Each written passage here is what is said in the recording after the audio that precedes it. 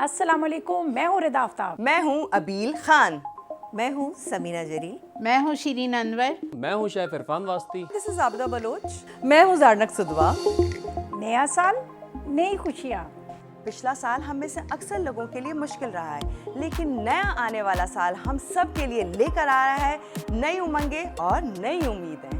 Lockdown में हमने आपके साथ लिमिटेड रिसोर्सेज में कुकिंग की, लेकिन हमें फ़ख्र है इस बात का कि आपने भी हमारा भरपूर साथ दिया। साथ तो हमारा 14 सालों का है, लेकिन 2020 में आप लोगों ने साबित कर दिया कि ये साथ हमारा इंशाल्लाह आगे मज़ीद निभाएंगे और आगे तक इसको लेके चलेंगे। क्या कुछ नहीं बदल गया इस एक साल में, लेकिन ये रिश्ता, ये साथ उसी तरह बरकरार रहा। हमें इस बात की खुशी है कि मसाला टीवी के सफ़र में जितने भी उतार चढ़ाव आए हैं, हमारा रिश्ता वैसे ही कायम रहा है और हम उम्मीद करते हैं कि आने वाले सालों में भी हम इसी तरह मिलजुल कर आप सबका दस्तरखान सजाते रहेंगे, क्योंकि खाने का मज़ा तो सबके साथ ही है। तो घर में पकाएं और घर में ही खाएं।